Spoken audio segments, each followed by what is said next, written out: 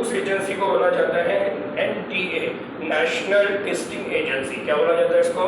National testing agency. تو national testing agency ہے جو نیٹ ایگزام کو کیا کرتی ہے؟ کنڈکٹ کرتی ہے.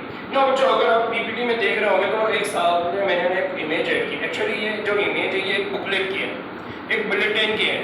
آپ کو معلوم ہے کہ آپ جب TV لاتے ہیں، موبائل لاتے ہیں یا چھوٹا سا ایک ریموٹ لاتے ہیں، کوئی بھی چھوٹی سی چیز لاتے ہیں، اس کے ساتھ ایک چھوٹی سی کاپی ہوتی ہے، ایک چھوٹی سی بکلیٹ ہوتی ہے. وہ بکلیٹ کس لیے ہوتی ہے؟ وہ بکلیٹ اس لیے ہوتی ہے تاکہ آپ کو یہ بتایا جائے کہ آپ اس ٹیبل کو، اس فین کو، اس ریموٹ کو کیسے یوز کریں گے تاکہ وہ خراب نہ ہو. ہمارے اس میں اکثر غلطی یہی ہوتی ہے کہ جو بچے نیٹ امتحان دینا چاہتے ہیں ان کا سب سے بڑا پرابلم، سب سے پہلا گڑبڑ جو ہوتی ہے وہ یہ ہوتی ہے کہ وہ کبھی بھی اس نیٹ کی بکلیٹ کو پوری طرح سے ریڈ ہی نہیں کرتے.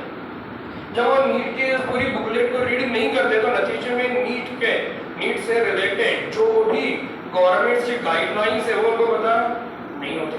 اکثر یہ ہوتا ہے کہ نیٹ امتحان کا جو فارم فل کرنا ہے تو اس میں کیا کیا ڈاکومنٹس چاہیے، تو بچے جاتے ہیں اس کیا بولیں گے اس کو ملٹی سروسز والے کے پاس جاتے ہیں، اس کو پوچھتے ہیں کیا کیا چاہیے ڈاکومنٹس، تو کیا ڈاکومنٹس بلیٹن میں.